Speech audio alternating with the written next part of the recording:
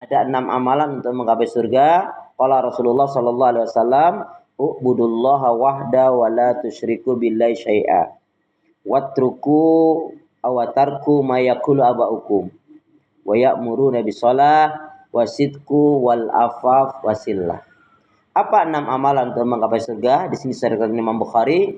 Yang pertama kata Rasulullah, wajib beribadah kepada Allah, mengisahkan mentauhidkannya dan tidak syirik.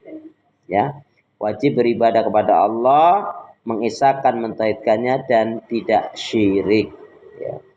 Yang kedua, meninggalkan ucapan, perbuatan, keyakinan, ajaran, tradisi nenek moyang.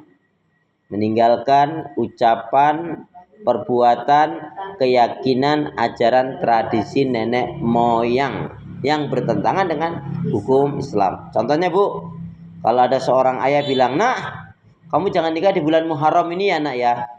Ini boleh diikutin atau nggak usah diikutin?" Ya, mestinya diikutin Bu. Kenapa diikutin? Karena emang bulan Muharram duitnya belum kekumpul masalahnya gitu. Halo. Tapi kalau dikaitkan, kamu jangan nikah bulan Muharram karena kamu nggak akan bahagia, kamu akan susah, rezekimu nggak lancar nanti, kamu nggak punya keturunan. Nah itu yang nggak boleh diikutin. Ya. Tapi kalau kamu jangan nikah di bulan Muharram ini karena memang duitnya belum kumpul, itu lain lagi ya. Jangan pergi pada hari Senin. Ya. Kenapa? Karena macet. Nah itu kan betul itu. Tapi kalau kamu jangan pergi hari Senin, nanti kamu kena kecelakaan, kamu kena musibah. Nah ini tahayul khurafat. Nah itu harus kita buang. Nah, contohnya kalau ya ucapan apapun walaupun dari ustadz, guru, ulama, kayak kalau bertentangan ya kita tinggal. Contohnya Al-Quran mengatakan jilbab itu wajib. Ya, tapi ada seorang katanya ahli tafsir kok mengatakan jilbab tidak wajib. Berarti kan bertentangan dengan Al-Quran. Ya. Terus mohon maaf nih, masih banyak loh Bu di antara kita ini walaupun sudah lama ngaji tapi kamu jangan nikah dengan suku itu ya. Kan ada gitu ya. Kamu nggak akan bahagia ya dan lain sebagainya. Bu, jangankan Bu suku Bu ya terlalu besar. Kakak beradik saja itu mohon maaf ya rezekinya ya, tabiatnya aja stylenya beda-beda loh Bu. Ya kan? Ada yang kakaknya kaya, adiknya lebih kaya ya. Masya Allah. Ya, ya Bu. Astagfirullahaladzim. Ya. Jadi kalau ada lagi mengatakan, contohnya jelas-jelas, ini mohon maaf, kadang-kadang kita masih banyak ini melanggar nih. Kan Al-Quran menyatakan hukum waris 1-2, laki 2, perempuan 1 kan begitu. Udahlah kita kan orang timur, udah kita bagi rata saja. Nah, ini kan menyalin syariat. Itu yang membuat nggak berkah hidup. Ya, soal kemudian tidak dibagi dulu ya 1-2 sesuai dengan syariat sudah diterapkan. Nah terus kemudian kakaknya atau adiknya misalkan adalah kakak kita ini kurang mampu atau adik kita kurang mampu, yuk kita patungan ngasih. Nah itu boleh ya, tapi kalau langsung bagi rata nggak boleh, itu namanya ngerubah hukum ya. Jadi saya pernah ditanya tentang jilbab, emang jilbab itu kan Ustaz bukan yang penting itu hatinya ya. Saya jawab begini, Bu, kalau hati orang itu baik mesti dia taat kepada Allah, dan salah satu ketaatan dia pakai berhijab. Ustaz, aku itu Ustaz, kalau pergi-pergi jauh, selalu pakai kerudung, pakai hijab Ustaz, pakai jilbab Ustaz, kalau pergi-pergi jauh aku Ustaz. Ya, kalau kondangan, arisan dan kematian aku pakai kerudung loh Ustaz. Ya. Tapi kalau di depan rumah, halaman rumah, ke tetangga, ke warung tetangga, aku nggak pakai kerudung Ustaz, aku nggak pakai jilbab Ustaz. Itu gimana ya Ustaz? Ya. Karena dia tanyanya gitu, saya jawabnya cuma gini, Bu, kira-kira malaikat nyampe komplek ibu apa enggak? Ya Ustadz ya. Berarti sudah tahu jawabannya dia. Ya, na'udzubillah min dzalik ya. Jadi meninggalkan Bu, ini termasuk sekarang nih macam-macam ucapan yang enggak benar kita harus tepiskan. Ya. Kenapa? Kita punya panduan Al-Qur'an. Yang ketiga adalah mendirikan sholat. Ya, saya sebutkan dulu ya. Yang ketiga urainya nanti Bu ya. 1 tadi beribadah kepada Allah, mengisahkan mentauhidkannya tidak syirik. Yang kedua meninggalkan ucapan, perbuatan, keyakinan, ajaran, tradisi nenek moyang yang bertentangan dengan hukum syariat Islam. Yang ketiga wayak muruna bis sholah, yaitu mendirikan sholat. Bukan ngerjain sholat loh Bu ya, tapi mendirikan sholat. Nah nanti akan kita kaji. Yang keempat, wasidku, berlaku jujur dalam kehidupan ini. Wasidku berlaku jujur. Mohon maaf Ibu, aku nak tanya. Biasanya yang nggak jujur itu ibu-ibu atau ibunya anak-anak?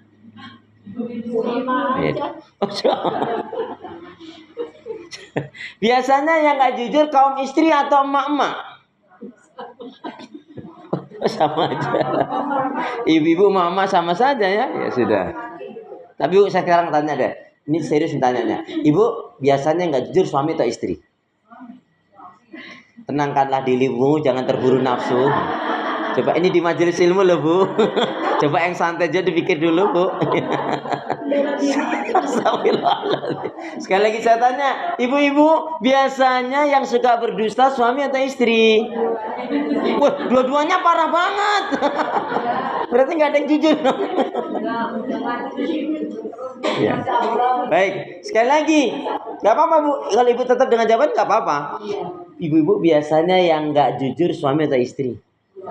Ya enggak. Kalau ibu bilang suami juga nggak apa-apa.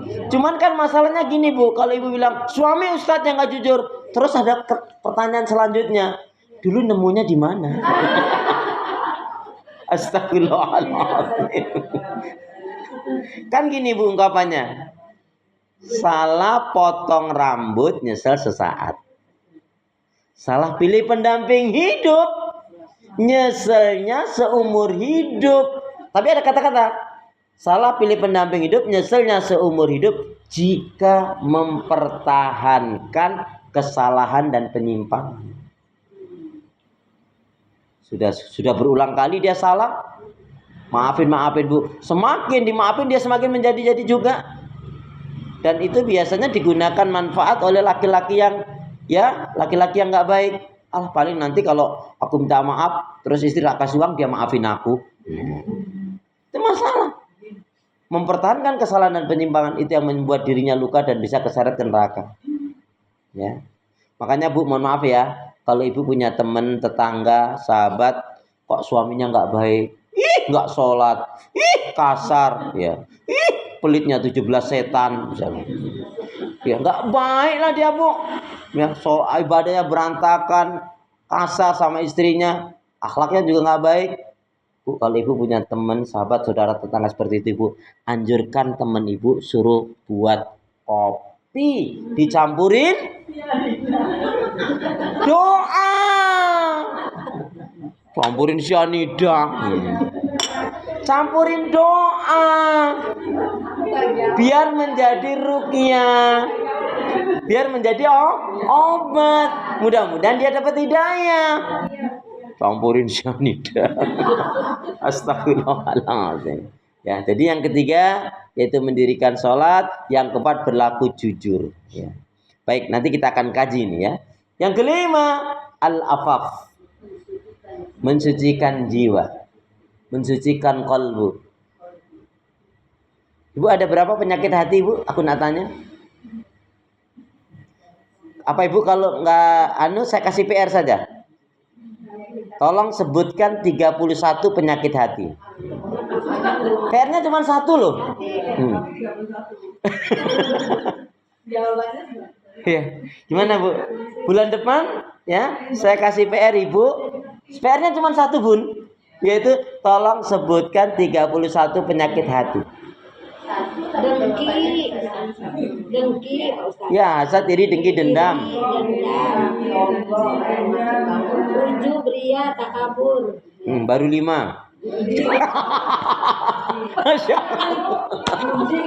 Gimana? 31 ya?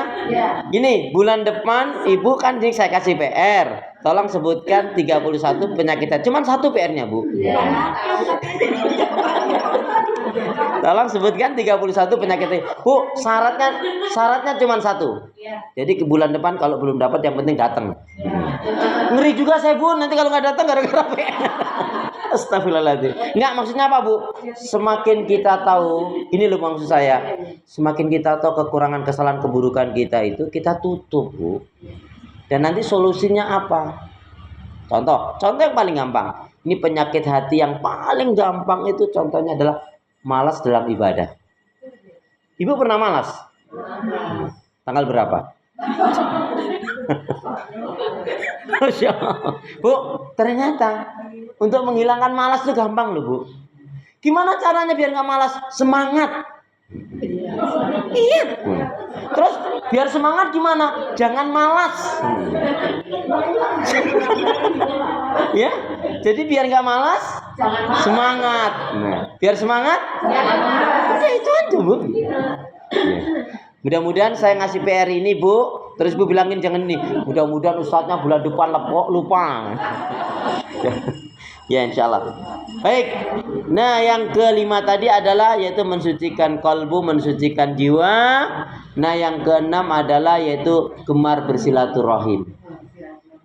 Gemar bersilaturahim. Ya. Baik, kemarin sudah kita singgung yang pertama, wajib beribadah kepada Allah, mengisahkan mentauhidkannya, tidak syirik. Ya, Rasulullah bersabda, qala Rasulullah sallallahu alaihi wasallam, man mata wa lam yusyriku billahi syai'an dakhalal jannah, wa man mata yusyriku billahi syai'an dakhalan nar. Al-Bukhari. Barang siapa yang dia mati tidak musyrik, tidak mensekutukan Allah dengan sesuatu, maka baginya surga. Amin, gitu dong. Amin. Barang siapa yang dia mati musyrik, mensekutukan Allah dengan sesuatu, maka baginya neraka. Nauzubillah min dzalik. Baik, kemarin sudah ditulis belum, Bu, bahaya syirik? Ya. Bu, kesyirikan ini walaupun ini contohnya ada orang selama 77 tahun setengah ahli ibadah, tapi akhir kematiannya dia melakukan kesyirikan, contohnya bunuh diri, hapus semua amal kebaikan ibadahnya. Ya. Makanya kalau kita sudah sholatnya benar, ngajinya benar, itu akan terbebas dari unsur kesyirikan. Contohnya kan kita sholat alhamdulillahi rabbil alamin. Berarti segala puji milik Allah, Rabb semesta alam. Bu, sahabat Nabi ini Masya Allah. Kalau dia dapat rezeki, ya, dia yang memberi, dia yang berterima kasih. Dia yang memberi, dia yang berterima kasih. Apa alasannya? Urusan saya dengan Allah, Allah kasih rezeki, saya berbagi. Sudah. Mohon maaf, soal yang dikasih itu mau terima kasih enggak, itu urusan dia dengan Allah. Nah, orang yang baik dalam imannya, maksudnya orang yang imannya baik itu, Bu, yang dia lakukan apa? Dia tidak pernah mengingat keburukan orang. Yang dia ingat kebaikan orang saja. Dan dia pun tidak perlu mengingat-ingat kebaikannya kepada orang lain. Ya, dan begitulah cara sahabat Nabi radhiyallahu anhum menjaga hatinya. Baik, bahaya syirik ada 3. Ya. Yang pertama, orang yang melakukan kesyirikan itu, Bu, dosanya tak terampuni. Dosanya tidak akan diampuni. Ibu lihat dalam surat An-Nisa, surat yang keempat, ayat yang ke-38 dan 116. Ya. Ya, surat An-Nisa, surat yang keempat, Quran saya. Coba sama enggak? Oh, sama, alhamdulillah.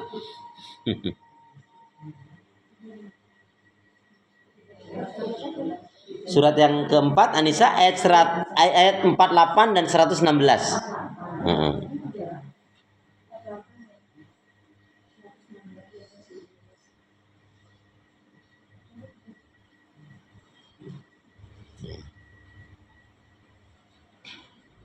Silakan, Bu, siapa nak membaca? Bu, sebentar ya. Ayat 48 dan 116 ini sama sebetulnya. Cuman di akhirnya yang beda. Silakan, monggo dibaca. Ya, 48 dulu, ha? Ya, innallaha la yaghfiru ay yushraka bi wa yaghfiru ma duna dzalika liman yasha.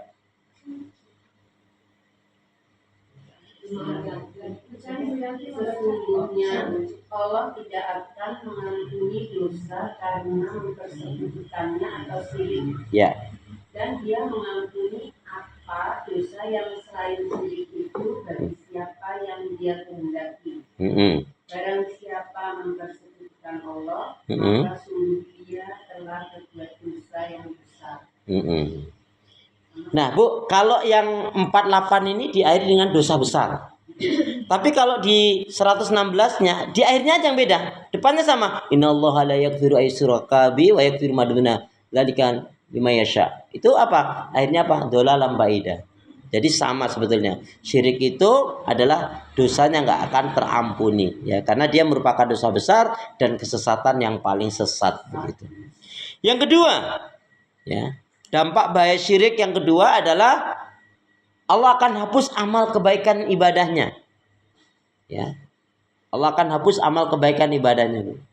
Jadi Bu bertahun-tahun, tadi saya contohkan 77 tahun setengah dia ahli ibadah, pas mati dia melakukan kesyirikan, hapus amal kebaikan ibadah.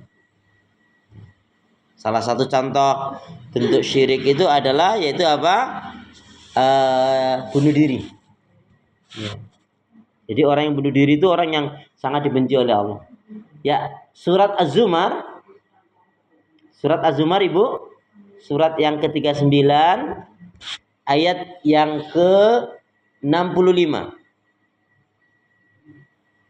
Surat Az-Zumar surat 39 ayat 65. Ya, silakan siapa nak membaca?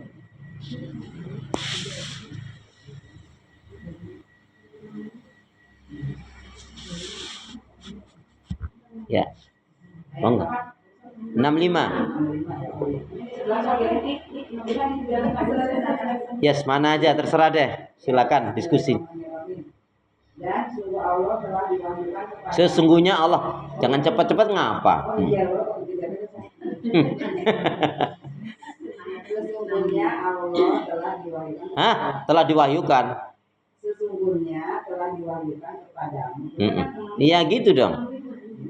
Sesungguhnya telah diwahyukan kepadamu dan kepada nabi-nabi yang sebelummu. Sungguh jika engkau menyekutukan Allah, niscaya akan hapuslah amalmu dan tentulah engkau termasuk orang yang rugi. Iya.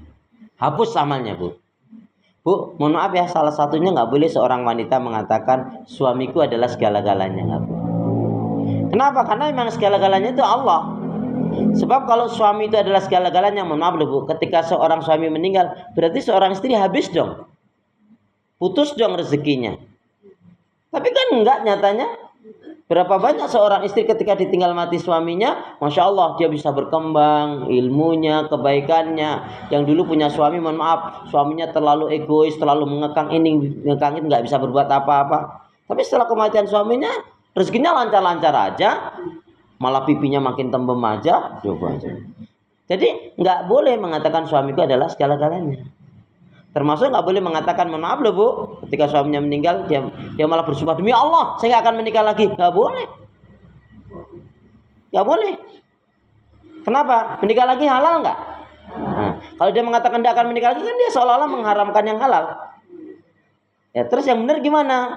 Jeng, kamu nggak nikah lagi Jeng.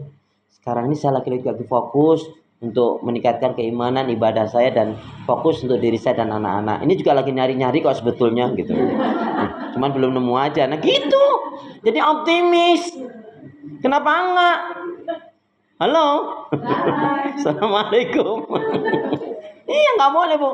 Kenapa? Ibunda Ummu Salamah kan ketika suaminya meninggal, betul itu bersumpah demi Allah saya nggak akan menikah lagi. Kenapa? Karena nggak ada lagi suami yang lebih laki-laki yang lebih baik dari suamiku.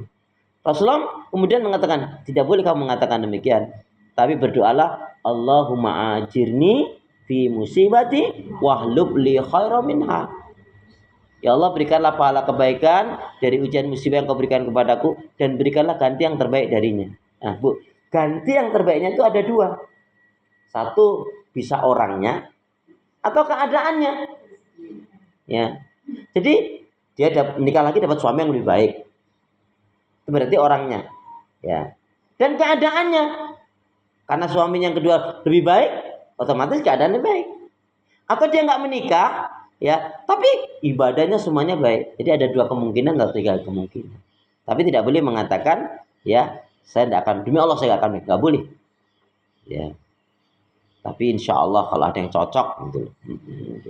Loh, kalau yang datang laki-laki yang mendekati si suaminya yang sudah meninggal, si wanita yang ditinggal suaminya ini, kemudian ada laki-laki yang mendekati, mana laki-laki ini 3T lagi Bu, masa nolak Bu 3T? takwa tampan tajir. Amin. itu, itu nanti itu nanti untuk ibu dan cucu-cucu ibu aja deh ya. Jadi maksud saya, ibu-ibu yang punya anak gadis, cari menantu, cari yang 3T, Bu. Ya. Takwa, tampan, tajir. Masya Allah. Ya, jadi dampak bahaya syirik yang kedua adalah yaitu dihapus amal ibadahnya, sia-sia.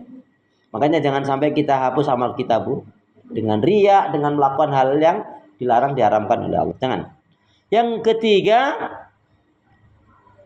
haram baginya surga, kekal di neraka.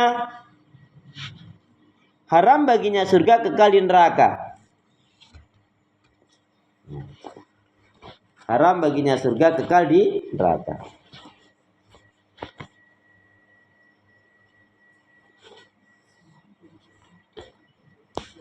Ibu masih ingat, Bu? Bu, ibu masih ingat? Kan ada ungkapan, neraka itu banyak dipenuhi oleh kaum Halo? Neraka itu banyak dipenuhi oleh kaum yang durhaka. Oh, malah daftar. Gini Bunda. Jadi keterangannya itu mohon maaf ya, menurut saya entah muridnya yang ngantuk atau ustadznya yang enggak lengkap bacanya. Jadi ada keterangannya gini, neraka itu banyak dipenuhi oleh kaum wanita. Itu baru koma. Ya, wanita yang gimana yang diancam dengan neraka? Di antaranya wanita yang punya sifat judes, cerewet, bawel, nyinyir. Wanita yang suka ngumbar aurat.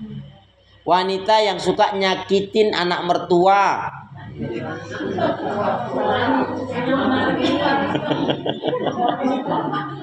Wanita yang gak jujur. Wanita yang suka gibah ngerupi ngegosip. Jadi ada keterangannya. Loh sekarang mohon maaf, kalau wanitanya solihah, ibadahnya, sholatnya jujur, dermawan, laki-lakinya blangsat, sholat enggak, malah judi, yang keancam neraka siapa? Nah, berarti di situ letaknya. Ya, memang mohon maaf, memang ada kesamaan. Penyebab pria ataupun wanita masuk neraka ada yang samanya Pak, dikarenakan lidahnya. Ini memang ada kesamaan.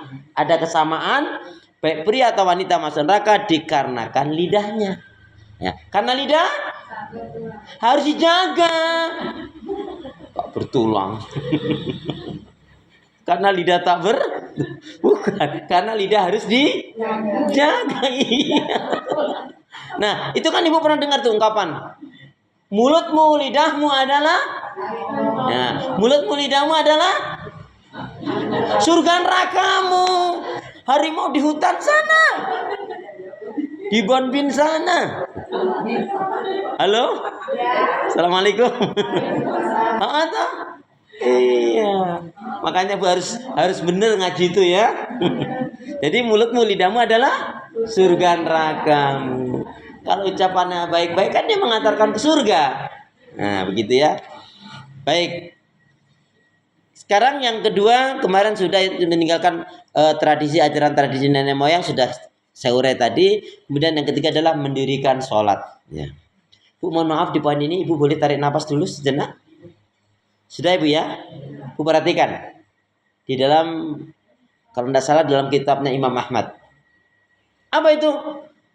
Tapi sebelum itu kita lihat dulu tentang sholat surat Maryam. Ayat yang ke-59. Coba Qurannya sama nggak dengan Quran saya? Surat Maryam. Surat yang ke-19.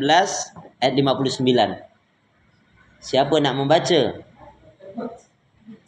Fakhalafa min ba'dim khalfun adza'us shalah wa taba'u syahad fasawfa yalqawna ghayya. 59 Bu. Surat 19 ayat 59.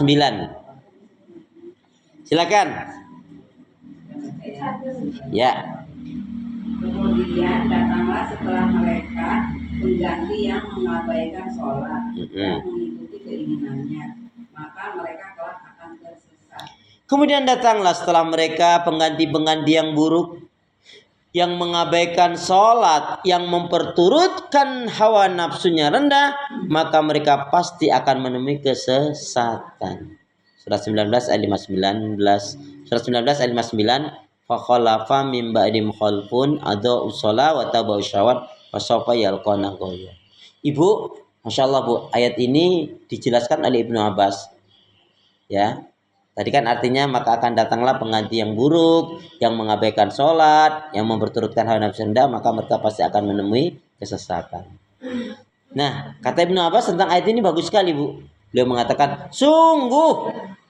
sungguh yang dimaksudkan dengan ayat yang mulia ini adalah barang siapa yang dengan sengaja dia suka menunda-nunda mengakhir-akhirkan sholatnya, maka sebenarnya dia telah berbuat maksiat dan dosa kepada Allah.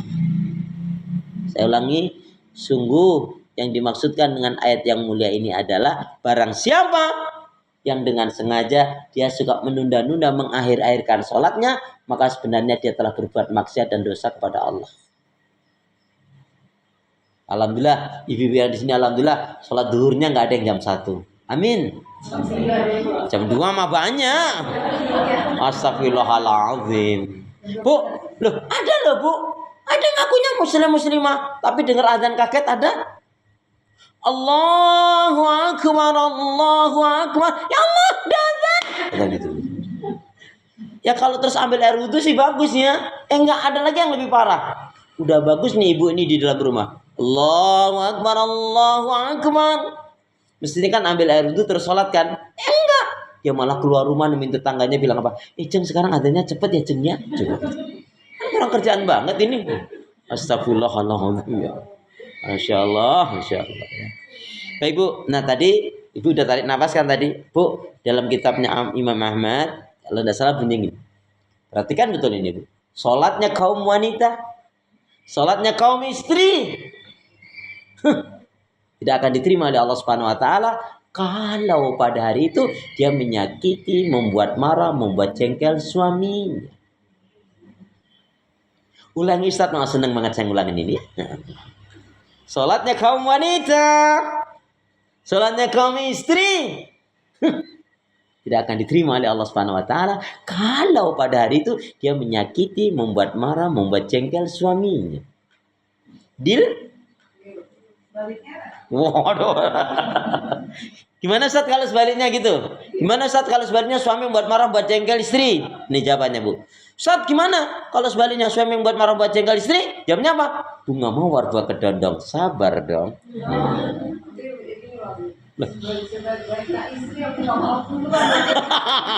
Waduh. Wah, ini kayaknya gak ikhlas nih kayaknya.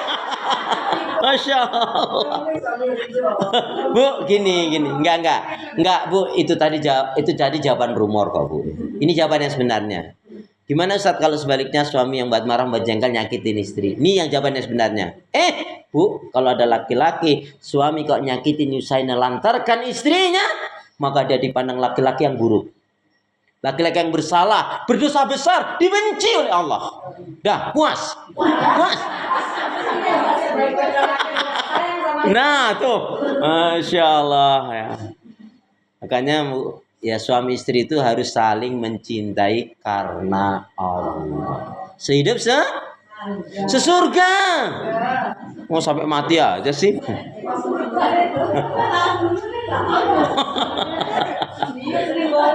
Oh, Masya Allah. Ya kan makanya Pak, saling mencintai ya karena Allah sehidup sesurga. Baik ya. Tapi untuk sholat, nah ini yang paling penting adalah kaitannya dengan sholat ini yang jarang dijelaskan adalah ada indikasi sholat yang benar. Tapi sebelum indikasi sholat yang benar, kita ingin awali lebih dulu yaitu dengan kiat-kiat khusyuk dalam sholat. Sudah ya kemarin ya? Oh iya. Kalau kiat-kiat khusyuk sudah berarti kita langsung kepada yaitu indikasi sholat yang benar. Ya, cukup itu mewakili. Ya. Oh, enggak datang ya biar nanti bisa ditanyakan kepada yang lainnya ya. Jadi kalau sekilas saja Bu, indikasi sholat yang kiatnya itu hudurul qalbu wal fikr. Jadi kalau kita sholat itu harus fokus hati dan pikiran kita tertuju kepada Allah. Makanya kalau udah Allahu Akbar itu mesinnya udah nggak yang lainnya udah tutup buku dulu. Ya. Jangan Allahu Akbar malah cari kunci. Ya, jangan Allahu Akbar malah cari kunci, cari HP, cari apalah kacamata. Ya, masih keingetan. Nah, itu berarti belum fokus. Apalagi Bu, sholat sambil nyetel televisi atau nyetel tip atau radio, jelas ganggu, nggak mungkin lah itu.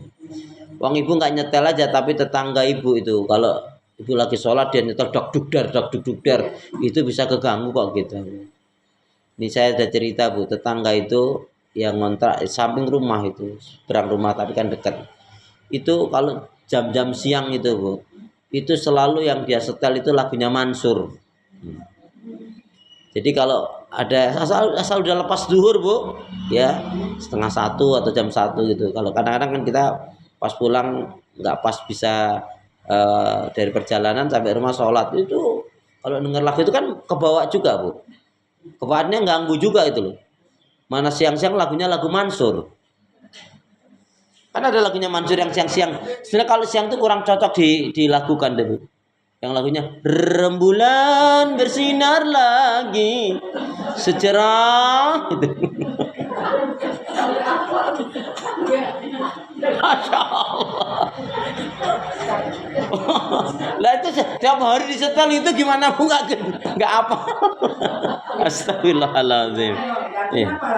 Iya, itu terus diingetin Bu yang tolong dong kalau nyetel jangan kencang-kencang. Emang apa? Saya juga ngontrak bayar. Waduh, udah repot juga. Mana umur udah 68 lagi Bu. Ya udahlah diem aja. Astagfirullahaladzim. Jadi saya ulang sedikit ya tentang khusyuk dalam sholat itu. Pastikan kalau sholatnya mau khusyuk, hudurul qalbu wal fikr. Hati dan pikiran kita betul-betul tertuju kepada Allah. Nah ini saya mau tanya pada Ibu. Ibu dalam satu hari satu malam, ini yang 17 rakaat saja loh Bun. Ibu melafaz Allahu Akbar berapa kali? Oh, berarti PR ke depan lagi. Itu Tuh ini bertanggung jawab ya nanti ya laporannya ya. Yang mana Bu? Yang kullu ma'rufin tadi? Oh ya, dan nanti dikirim lah insyaallah. Oh, iya. Saya itu kalau belum berarti saya lupa Bu. Kalau lupa tuh nggak ingat saya Bu. Baik ya, kalau sudah hudurul qalbu itu hati dan pikiran tertuju kepada Allah. Nah kita usahakan Bu dalam sholat itu fahmul ma'nal kalam, memahami arti bacaan sholat. Minimal maksudnya Bu. Saya rukuk bacanya ini, saya sujud bacanya ini toh maksudnya. Mungkin kalau Ibu per makna sulit ya mengartikan, tapi garis besarnya itu paling nggak ngerti kita. Contoh yang paling gampang, subhana rabbiyal adzim wa bihamdi, atau yang menggunakan subhanaka Allahumma rabbana bihamdika Allahumma gfirli. Bu, sebetulnya yang sangat terasa sekali itu ketika duduk di antara dua sujud. Itu kan dalam doa itu kita minta 7 kebaikan loh Bu. Itu mohon maaf ya, saya kalau paling merasakan ketika doa itu nyaman sekali loh Bu, rasanya nggak bisa cepet-cepet Bu. Gak sopan kalau kita cepat-cepat. Usah Rabbik fili warhamni wajburi warfa'ni wadini wa'afini wajzukni. Kan gak sopan banget Bu. Coba diayatin itu doa itu. Rabbik firli warhamni wajburni warfa'ni wahdini wa'afini warzukni. Minta 7 kebaikan. Wong kita mohon maaf kepada manusia saja kita ada unggah-ungguh tata krama kan. Nggak boleh sembarangan, apalagi dengan yang lebih tua kita ngomongnya juga pakai ketentuan intonasi juga kan. Gimana mama gimana, kan nggak boleh gitu juga kan. Ini kita menghadap Allah. Makanya fahmul ma'nal kalam, memahami arti bacaan sholat, minimal maksudnya. Yang ketiga, agar kita khusyuk dalam sholat apa? Ta'zimullah wa haibatahu, mengagungkan dan memuliakan Allah. Maaf loh Bu, jangan sampai kita sholat suasananya masih seperti kapal pecah. Situ ada tas, ada sendal, ada apa. Itu kan mohon maaf kan kurang sopan. Bu ya, ada sebetulnya nggak pantas ya untuk kita ini yang mengatakan cinta pada Allah kalau sholat tapi kok nggak punya suasana tempat yang kurang layak, itu kurang Sebetulnya nggak bagus. Masa kita kalah dengan orang Hindu, Bu? Ya, orang Hindu itu tempat pura wiharanya dia yang depan rumah itu, Bu, kadang-kadang lebih mewah dari rumahnya sendiri loh, Bu. Ya. Karena alasannya tempat sembahyang kami. Nah, mestinya kita bisa lebih dari itu, ya. Maka yang ketiga ta'zimullah wa ibadahu, mengagungkan dan memuliakan Allah. Ya. Dan yang keempat, agar sholat kita khusyuk, jadikanlah seolah-olah sholat yang terakhir. Kalau ibu tahu ini sholat yang terakhir, kira-kira kita asal-asalan atau kita mau sebaik mungkin? Nah, begitu. Nah, cuman dalam sholat ini saya mau contohkan, Bu. Saya contohkan, Mak Bun ya, saya pegang Qurannya pinjam ya. Bu, misalkan ibu dikasih uang sama anak ibu atau suami ibu, uang setebal ini. Dari sini ya, setebal ini. Dan semuanya merah. Ibu hitung enggak? Ibu hitung enggak kira-kira? Yakin ya dihitung? Mah ini mah, ini ada rezeki enggak tahu. Ibu hitung enggak? Ibu hitung manusiawi enggak? Ibu hitung. Ketika ibu hitung teng katakan setengah atau lebih sedikit, kemudian ibu dengar Allahu Akbar, Allahu Akbar. Ibu hentikan hitungnya atau teruskan? Yakin? Cius nih. Ibu lagi ngitung azan, terusin enggak? Nah, ya kayaknya terusin ya Bu ya, yakin aja lah tuh.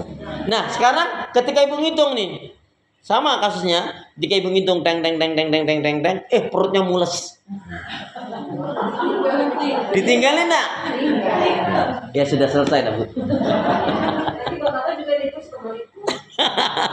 Kadang-kadang kita itu kepada Allah agak meremehkan. Jangan. Mestinya panggilan Allah itu kan panggilan yang terindah, mestinya kita awali. Ya, artinya jangan sampai molor-molor berlebihan waktu ya itu. Memang ada saat-saat yang kita kalau safar ya, kalau kita sangat kantuk, kalau sakit ya, atau makan ya, atau menuntut ilmu. Kalau menuntut ilmu itu boleh sedikit menambahkan, mundur sedikit itu karena kebaikan. Tapi kalau enggak karena itu apanya ngobrol itu yang nggak boleh kan. Baik. Itu tentang indikasi sholat. Sekarang kita masuk ke tentang indikasi sholat yang benar. Ibu, indikasi sholat yang benar itu paling tidak ada 4. Ya. Jadi orang yang sholatnya benar, ya. Oh ya, tadi surat Maryam surat 19 ayat 59. Ibu, sholat itu ternyata di mana aja